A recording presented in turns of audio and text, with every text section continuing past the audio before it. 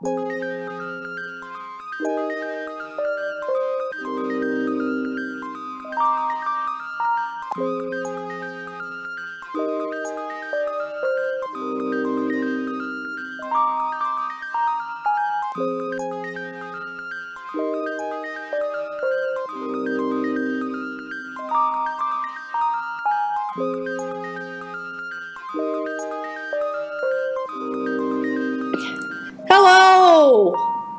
and welcome to the very first episode of 1 minute and 43 seconds in 2021. So he was giving me a weird look at first because he thought I was going to say the first episode ever, but no, we are 9 episodes in. Yeah, I've done like 5 of them with you. Yes, and that brings me to my next point. Soheeb, welcome back. Thanks for having me, Megan. Anytime. So, episode 9. Today we're talking about a real head scratcher. It's a pretty popular case, at least within the true crime community. And that is the case of the Springfield 3, or the 3 missing women from Springfield, Missouri. I was going to say which Springfield, because I think every state in America has a Springfield. Right? That's we have one here in Illinois. And that's why the Simpsons are located in Springfield. No one knows what state. Oh, really? Yeah, that's the joke. I'm not a huge Simpsons person, but... Well, now we can't be friends, so okay. See ya. Well, can you stay for the end of the podcast, at least? I'll try. Okay, great. So, let's go ahead. Soheeb, I can't wait to tell you this story, because this is one of the first cases I came upon when I was looking into mysterious cases. And it's real bizarre because... it's not just one person that went missing. It's 3 women that went missing. 3 adult women that went missing from their home in the middle of the night. And it's a really crazy story. And we know they weren't having affairs and just walked out on their husbands, because that would make this very uninteresting. Don't think that was the case. Okay. But why don't we go ahead and get into it, and I'll tell you this story. And you can tell me your thoughts. Let's get started. As per usual. Okay. This takes place in 1992, Springfield, Missouri, and it involves Suzie Streeter and her friend Stacy McCall, and Suzie's mother, who was Sherill Levitt. So these are the 3 women that we're discussing. In June of 1992, Suzie and her friend Stacy graduated from Kickapoo High School. And they spent the early part of that evening having dinner and spending the night at graduation parties because they had just graduated that day. So we're talking about 2 friends and one of the friends' mother. So they had graduated that day. And as I understand it, Suzie and Stacy, the 2 girls, the younger women. The college, or the high school graduates. Correct. They were not like super, super close best friends. We're talking about a small town in Missouri. I'm pretty sure everybody knows everybody and their moms, right? Right. Well, the reason they actually came to spend the night together that night was kind of by just coincidence. So it's kind of like it doesn't really make sense if this was planned because of the way that this all happened. But anyway, so... they were spending the night at like some graduation parties, and a bunch of girls were supposed to spend the night at their friend's house. So after going to some graduation parties, the girls, Stacy and Suzie, were going to stay with their friend Janelle at their home, or at her home, but the reason they didn't is because Janelle had a bunch of family members in town for her graduation, because she was in their class, and so the house was basically packed up with people. So at the very last minute that night, Suzie and Stacy, who were friends but acquaintances, not like BFFs, right? So just friends. Okay. So they decided at the last minute, Suzie said, well, why don't you just come over and stay at my house? So they traveled there together on the night of June 6th. It's about... let's see, Cheryl told about. It's about 2:15 in the morning when they decided that the home was too crowded. So they made their way to Suzie's house, which she shared. Up the people now. No. They made her way to Suzie's house, which Suzie's mother, Cheryl, and her lived at. So it was just the two of them living there. Okay. So Sherill was not married. She had been divorced. So it was just Suzie living there with her mother. And this home was located at the 1700 block of East Delmar Street. So they get there at 2:15 a.m. and they make plans with their friend Janelle to go to a water park the next day called Whitewater in Branson, Missouri. So the plan was they would all meet up the next day and go to this water park and have a good time. The two girls, Suzie and Stacy, drove separate vehicles over to Suzie's house. We don't really hear much about this disappearance until the next day. So I'll tell you what happens the next day, and then we'll go back into the... Did they find the cars at the house? Yes. Okay. Yes, so here's what happened, right? So... The next day, their friend Janelle is trying to get a hold of them because they're going to the water park together. And this is 1992, so you got to call the house. Exactly. The landline. Oh, boy. Exactly. So they call, or she calls, and she can't get a hold of them. So the next morning, Janelle and her boyfriend decide they're going to go over to the house because they haven't heard from the girls. So they go over there in the morning to see what's going on, and they find all three of the women's vehicles in the carport in their house. Outside their house. All three of them had a car. Nice. Yes. So, again, this is Sherill Levitt, her daughter, Suzie Streeter, and her friend, Suzie's friend, Stacy McCall. So they get to the house. They see all three vehicles outside. And the first kind of weird thing they notice is that the porch light on in the front of their house was shattered. So the light itself was fine, but there's like a glass bulb surrounding the light bulb, and it was shattered. So, spaceship landing. Yeah. Okay. So they go inside, not thinking anything crazy's happening, and they notice their dog. So Suzie and her mom had a dog named Cinnamon, and she was very excited, the dog. She was barking and just kind of hyper, and something was off. Well, the dog was locked in a room without anybody else in the house, so yeah. Yeah. Well, some sources I've read said the dog was locked in the bathroom, and some don't mention that and just say the dog was really hyper. So either way, the dog was like clearly distressed, right? Another thing about this is the TV in the house was on, but it was like staticky. It was like on a channel or whatever where it was just staticky. This is which exactly is creepy. What happens when a portal to another dimension is opened in a house. You got broken glass, you got weird stuff on TVs and radios, and you've got upset animals. They must have been pulled into the TV, like The Ring. Yeah.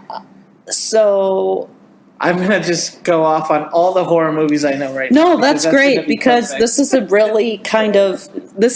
kind of setting for a horror movie. It's that creepy to me. So the dog is very anxious. The TV is on a station that's just static. Which in Missouri is just about every other station, right? Oh, God. Don't insult my Missourian fans, if I have any. All 5 listeners. Of them are really pissed off at me. It's okay. I mean, if I have 5 listeners from Missouri, that would be amazing. Yeah. Anyway. Do they even have the internet there yet? Oh, my God. You're going to just turn everyone off from this podcast. The glass bulb around the porch light was shattered. The TV was set to a station that was just static, and the dog, Cinnamon, appeared to be very anxious. And what happened to Nutmeg? If only Cinnamon could talk and tell us what happened in this house that night, because it's crazy that these 3 women were nowhere to be found. So, pulled into the portal of the TV. That's got to be it. Yeah. So the cars are still there, and there was no crop circles. Because it's Missouri, there would be crop circles. So Janelle and her boyfriend realize that these 3 women are not home. They see their cars there. They see the shattered light.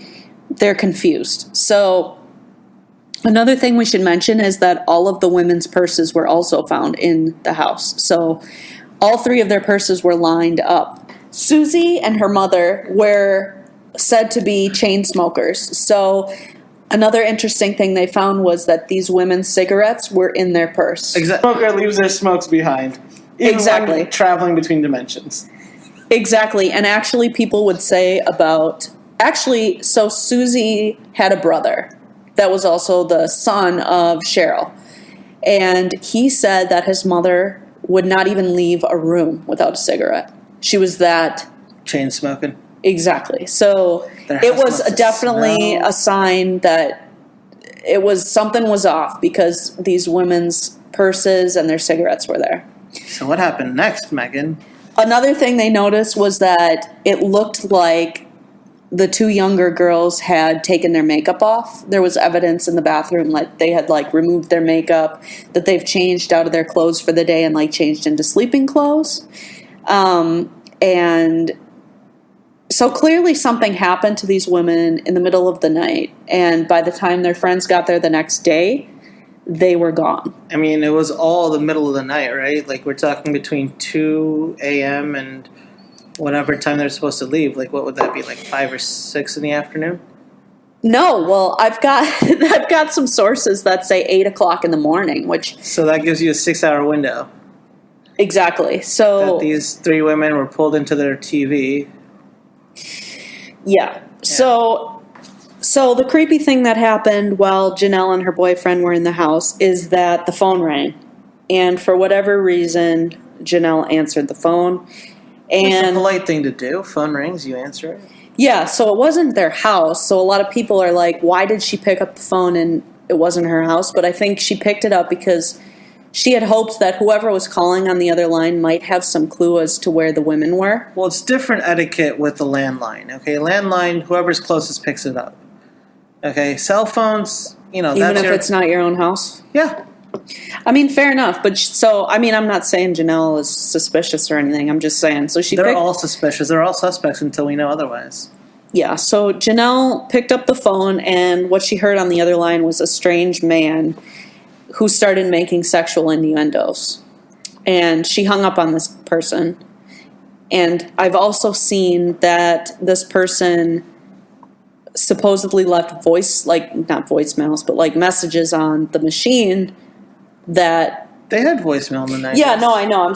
I think of voicemail as phones, not as, cell phones, not as, messages. Anyway. So the answering machine had... Yeah, so apparently the answering machine... on it. Yeah, well, I think there was just one message that apparently was left with the same creepy male voice, saying all these dirty things. And the thing that sucks about this is somehow this message was deleted. And I don't know if Janelle deleted it or if it was just deleted. But anyway, so that evidence was erased. And another thing that happened was before Janelle and her boyfriend left their house, they cleaned up the broken glass on the porch. You mean tampered with evidence? Exactly. And they were doing it. They were were well-meaning, but they just don't know what's going on. Don't mess with the scene. Yeah. That's the first rule of life. If you don't know what's going on, don't mess with the scene. What I'm saying is I don't think it was sinister. I think that they just saw the mess and we're trying to be good friends and clean it up. Great. Those great friends might have just lost all the fingerprints on the broken glass. Well, they did or lose the something. Electrical marks that would have shown that it was a lightning strike from the TV. Yeah. Okay. Later on during that day, Stacy's mother. Stacy's mom? Stacy's mom. I never even thought of that. So Stacy's mother, Janice, had been getting more and more worried because she knew that her daughter was supposed to be staying with this friend Janelle, and being that it was 2:15 in the morning when they decided to go to Susie's house, this mother, Janice, had no idea. So, like you said, I mean, there's no cell phones in 1992, so There are. It's just you had to be a doctor or somebody super rich to have in your car. Was that really relevant to what I was saying? It is relevant. Oh, all right. Just checking. They existed. Okay. You said there are no cell phones. They existed. Okay, great. Thank you. You're welcome. So since... Zach Morrison had a cell phone. Okay, since they were not Zach Morrison, what happened? So what I'm trying to say is Stacy's mom was getting worried because she, you're not able to text your mom in this time and say, hey, I'm going to so-and-so's house. Well, Stacy should have called. At 2 a.m? Yeah, leave a message. Okay, well, whatever. What happened was she didn't know that Stacy was staying with Suzie. So she's getting more and more worried, right? Eventually she finds out, whether through Janelle or whoever, that Stacy was staying at Suzie's. So she shows up at the house, right? And throughout the day, a bunch of the family's friends and, concerned people had been in and out of this house, which was, not tampering with, but kind of like they're walking in and out of a potential crime scene here. Well, small town, middle of nowhere, they all have open door policies. I remember the first time I went to a small town, I was told, we don't lock our doors. I'm like, what the hell? But yeah, it's a thing. Yeah.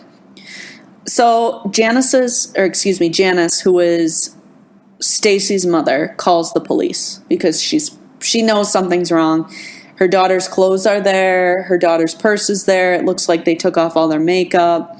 And another creepy detail of this that I haven't mentioned yet, this one has always creeped me out, but it looked like the blinds in Susie's room were looked like somebody had ripped them as they were trying to look out. You know what I mean? So picture the blinds and you're pulling them apart to instead of lifting the blinds up to look. Yeah. So it looked like somebody was looking through the blinds and kind of peering them from the inside out. Correct. So they were watching, or they heard something, or they were trying to see outside, in other words. So maybe the sounds from the TV were kind of being projected from outside, or whatever it is that took them through that whatever portal that showed up might have happened. Are you going to do this the whole time? Yes. Do you even take this show seriously? A little bit. Okay. You're going to cut that out, right? Maybe. So yeah, there were damp washcloths there, which was a sign that the girls had taken their makeup off, their coats, their purse, their clothes. So they were sleeping when that portal opened and took Stop with the portal! There was no sign of forced entry into the home either. We talked about the evidence found in the home, or lack thereof.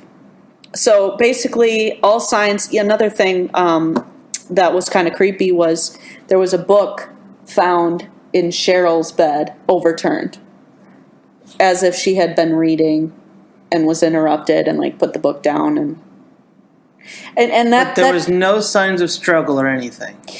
No signs of struggle. No. So there you go. Well, there are theories which we'll get to. Mine's sounding like the best so far. No, trust me, there's more. But let's keep going. The neighbors didn't hear anything overnight. No one heard anything. If we're retracing everything, right? So the last person to hear from Sherill, who was the mother, was a friend of hers who she called on the night of her disappearance at 11:15, and she was painting something in the home, she was painting a chest of drawers, and she gave no indication that anything was off. Sherill was a hairstylist, and she had 200 clients at the time of her disappearance, so she was a pretty well-known hairstylist. Okay. In the town. So, anyway, she was talking to her friend on the phone, painting around 11:15, and she didn't seem off at all to her friend. Police were pretty baffled by this. They weren't really sure where to start, but they started with Bart Streeter, who was Susie's brother. He was eventually ruled out, but I guess he and his sister had some tough times, their family. Were there no exes to worry about? There was an ex. But first, I'm just mentioning Susie's brother. He had kind of a drinking problem, so they had kind of a falling out because of his alcoholism. So at the time of the women's disappearance, Bart wasn't really in communication with them. So police kind of said, oh, okay, well, we should probably look into this guy. But he was cleared of their disappearance. And I don't have the exact details as to why, but I just know that he was cleared. Okay. So another person that they looked into was Susie's ex-boyfriend, and I think his name was Dustin Rekla. And this guy had just recently been arrested for robbing graves. So basically he was digging up bodies and trying to get the gold teeth to pawn. Do people actually get buried with gold teeth? Because that seems like a waste. If Well, you're part of the family, rip those teeth out and save the gold. Are you serious right now? No. Well, sort of, yeah. Save the gold. Don't bury gold for someone else to dig out. Anyway, so that's a pretty messed up thing to be doing, is robbing graves. Hey, it's one of the oldest professions, okay? Professions? I wouldn't call it a profession. If you can make money off of it, doesn't it make it a profession?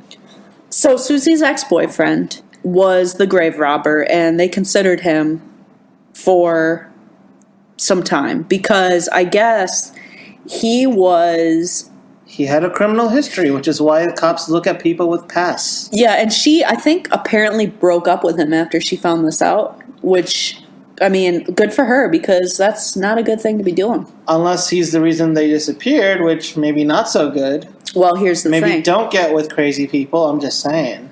Here's the thing. I think that this former boyfriend was going to go to court for this, and I think Suzie was supposed to testify against him. And I think the ex-boyfriend was overheard saying, quote, "I hope those bitches are dead," when he found out about their disappearance, which is sketchy, to say the least. It is sketchy, but let's be honest. If you're a grave robber, somebody's testimony cannot be the only thing keeping you out of jail. More importantly. No, she was going to testify against, did I say on his behalf? I meant against him. Yeah, against him. Who would testify on his behalf? Yeah, she was actually kind of pissed off, which, I mean... Rightfully so, but at that point, though, he's still going to jail for something. If not long time, sometime. So, whatever. Who else we got as suspects? Because it seems like pretty thin. You got to come up with somebody before I start talking about that portal to nowhere. Well, so, hang on. So, one guy that's really, mentioned a lot in this case is named Robert Craig Cox.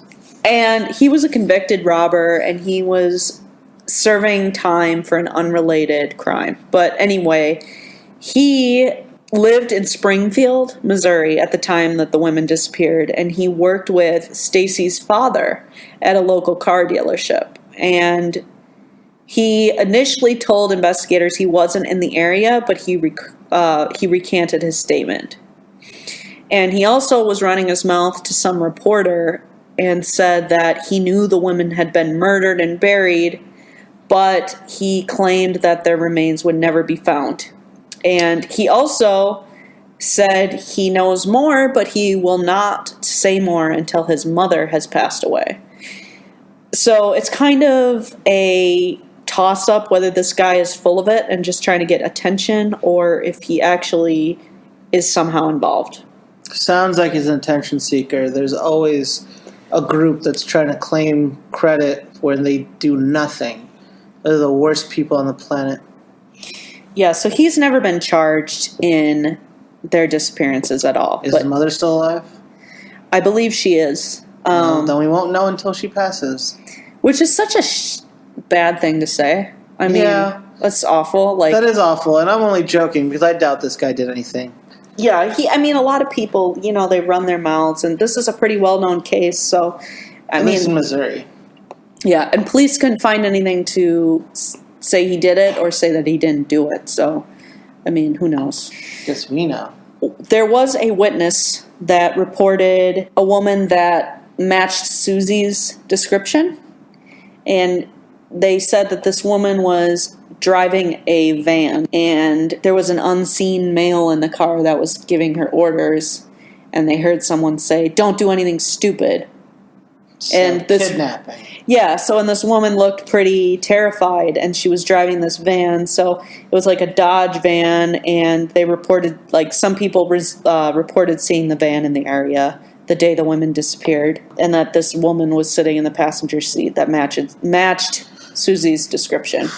Well, kidnapping and house entrapment are a big deal in America. This is what I love, though. Whoever this was that witnessed this, he said he wrote down the license plate number on a piece of paper. And then lost He it? threw it out before he even contacted investigators. It's like, if something is important enough for you to write down. Why would you throw it out? And I don't want to hate on people. How would you lose it? No, I'm going to hate on people. Why wouldn't you write it down somewhere that you could keep? Like your hand. Like the back of your hand. Because this is 1992. People weren't washing their hands as much as they are today. Yeah. So anyway, law enforcement, this is fun. This is crazy. They actually agreed to hypnotize the man. Okay. You know, they've got no leads or anything to work with if they're going to hypnotists, psychics, or whatever voodoo bullshit they can find. Now can we talk about the portal to a new dimension? Because I think it's on the same line. Not yet. Not yet. There's more. One other sighting of the women that has never been really confirmed. Yeah. A server at George's Steakhouse, which is one of Cheryl's favorite restaurants in Springfield. He reported seeing the women in the restaurant between 1 and 3 a.m. on June 7th, which is the night they went missing. Open at 1 to 3 Yeah, from my understanding, it was like a diner type place that was 24 hours. And I could be wrong, but yeah, so they were open at that time. Wait, that makes no sense. If the two girls got to the house around 2 a.m. Well, he said between 1 and 3. So he's not clear on what time it was. So he was also drunk off his ass and he's imagining things. No, well, he was a server there. So let's say you're busy at work. You don't necessarily keep note of any of these things. Like, I don't know. Group of 3 people come in at 2 a.m. You're probably going to notice it. I mean, who else is going to a diner at like? Oh, you'd be surprised. There aren't big groups at diners unless it's. I guess it is after the graduation. There might have been a lot of groups. Yeah, I mean, high school graduation in a town that only has high school in it. Yeah. And I've been to restaurants at that time, like a long time ago, and yeah, it's been crowded. In Chicago, sure. Yeah. In Springfield, Missouri, where the entire population could probably live. Let's see what the population in like is. Soldier Field, you know, not the best. Well, actually, so Springfield, Missouri, has a population of 167,000. Okay, so anyway, 160,000 people? We're getting off track. A little bit. Okay, so this gentleman claimed to have seen the women between 1 and 3, which does fit the timeline if it was after 2:15. You know, they could have gotten home and like convinced the mother to go out to eat, whatever. Who knows if this was a thing they did often or what. But this server said they arrived together and they left together, and that Suzie, the daughter, appeared to be drunk. And as they were leaving the restaurant, her mother, Sherill, seemed to be calming her down. And they've never been able to confirm this sighting, whether it was them or not, but that's just one of the things that is usually mentioned in this case. There seems to be a lot of maybe, ifs, ands, I don't remembers, and oops in this case. I think the moral of the story is everybody always keep a knife on you, but I don't know where to go with this because it seems like there's nothing concrete about any of this stuff. Like there are no leads, there's no evidence that anything actually happened except for the missing 3 women. Mhm. Mhm. Like it's either the perfect abduction in which the abductor didn't even mess up their house. Well, what it looks like to me, let's talk about what we do know and what that suggests. So the girls clearly made it home. Their cars are there. Their purses were there. Their makeup and all of that was there. Now, what that tells me is that whether or not they went to the restaurant or not, whatever happened to the women happened after they got home for the night because there was evidence their makeup was taken off. If the girls were going to go out to eat and change into pajamas or whatever they did, they're not going to do that until after they get home from anywhere. Okay, so for sure they were home when they were... The last place they were officially was home. They could have been at the restaurant before that. They could have been anywhere before that, but the last place officially was that house. Yeah, so I don't take the sighting at the restaurant. I don't give that too much weight. I mean, it could have happened, but I feel like these women were taken from their home because of what I just mentioned. So it's been 30 years, right? So it's... Oof. Yeah. I think the things that really stick out to me are the shattered light or the shattered bulb on the porch, and the blinds in Susie's room looking as if somebody was peering through the window. So that to me suggests there was a disturbance or something in the middle of the night that caused one of the girls to look through the window. Something caused that shattered light. Now, they say there's no sign of a struggle, but that could very well indicate a struggle, don't you think? No. A shattered light? Shattered light could be a distraction. You could throw a rock at it and break. Like you said, the bulb wasn't broken, but the glass outside of it was, right? Well, you bring up a good point. You could easily shatter that to create the noise to get people to come out and look. Well, there you go. That's a good point. And that's there's a theory, your abduction. actually. There's your abduction. Like, there's someone abducted them. But let us not forget 3 things. 1, most of the time abductions are done, like, most abductions have a purpose. Either it's financial or, I hate saying this, but it's for the purpose of getting that somebody. So did these 3 women have anybody after them? But the second thing is, there's always some sort of evidence or some trace of something left behind. Like, I can't imagine anyone being that good that they can just go get 3 women who are not going to try to escape or anything and get them to go willingly to everything, no matter how far. You know what, Not to mention, unless they were doing this willingly, the second they, there was that one story about the van. Yes. At the diner thing? Yes. That's 2 separate things, but yeah. Right, but that's your shot of actually getting out and telling somebody, unless something's going wrong. Because let's remember, abductors say a lot of things. Never believe a word they say, and always go for help the second you can. Because no matter what, the longer you keep obeying, the more likely that you are to never be seen again. Because they will take you to some godforsaken place, and you won't be able to get any help. The second you have help, or have the chance to find help, go get it. Doesn't matter what they say, I'll shoot the other person in the car. Assume you're all dead before you even get there, because you're already being taken. Sorry, it's just... No, that's okay. I mean... Can we go back to the paranormal? But, I mean, if somebody...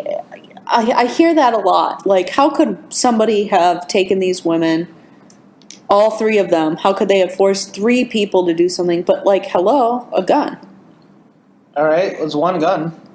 Yeah, but how is that, let's say, somebody snatches the daughter, puts a gun to the daughter's head and says, listen to what I say or she's going to die. I mean, of course you're going to do what they say. For a while, sure, but you have to wait for your opening. There's always going to be an opening. Nobody's always got their guard up at 100% of the time. True. Even professionals drop their guard, and the second they do, you have to take your shot because you may not get another one.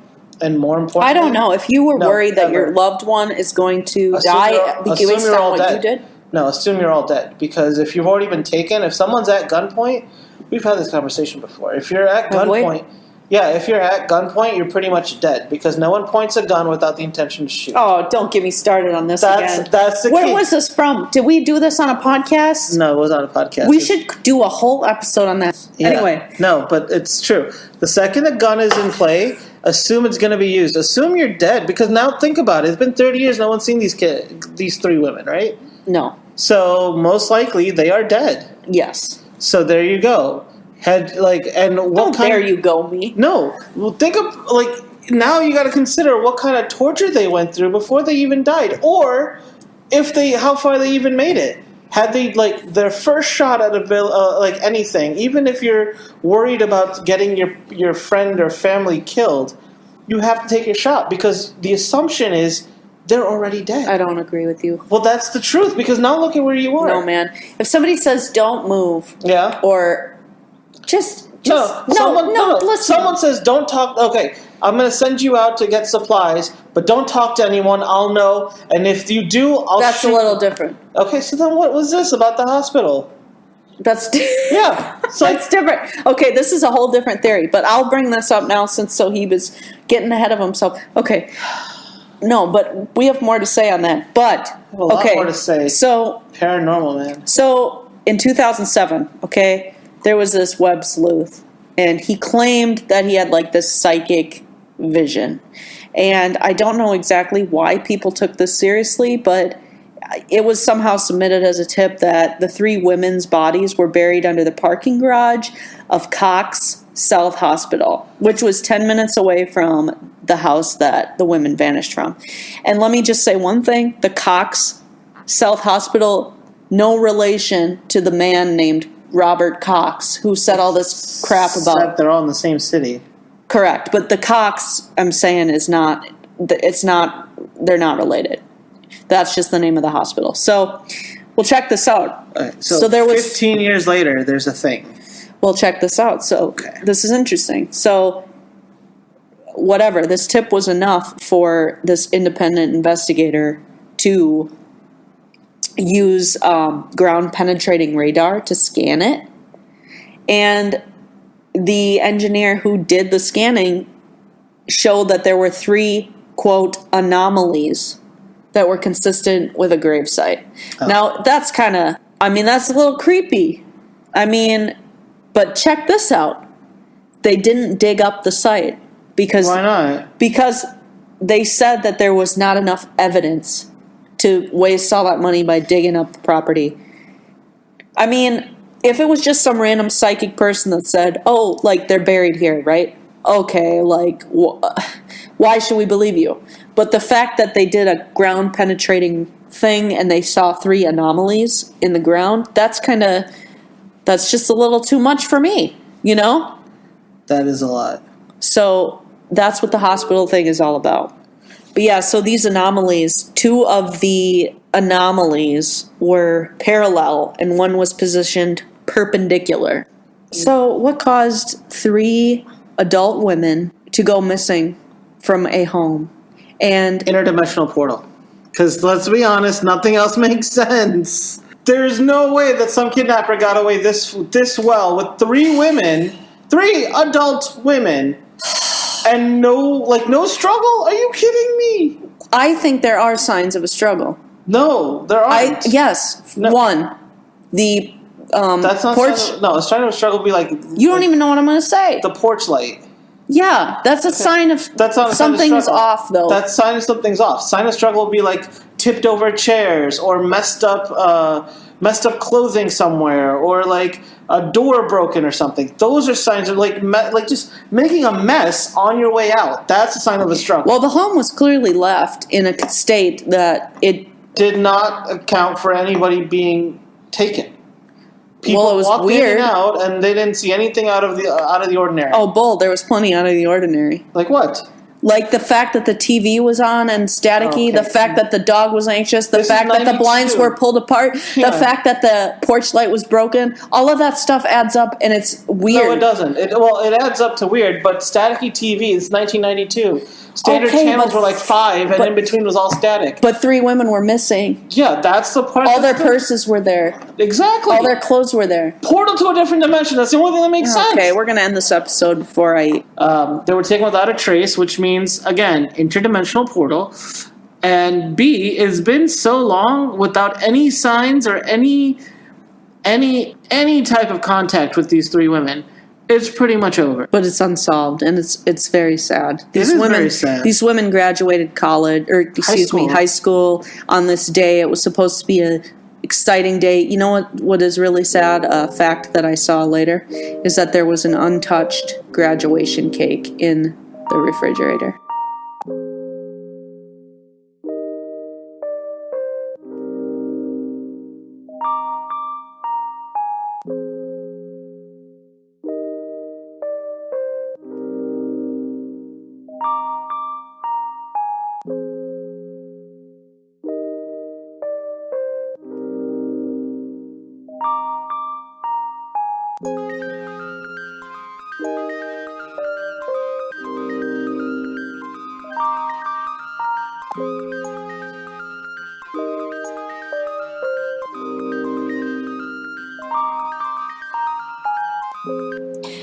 Thank you for listening to 1 minute and 43 seconds, a true Unsolved Mysteries podcast.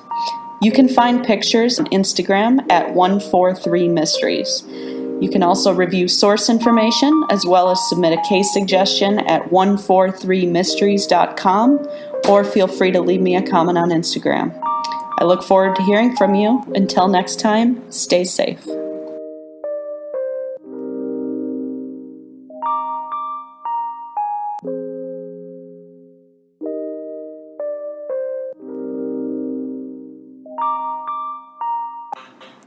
This podcast has been approved by Skipper the Cat. Right, Skippy?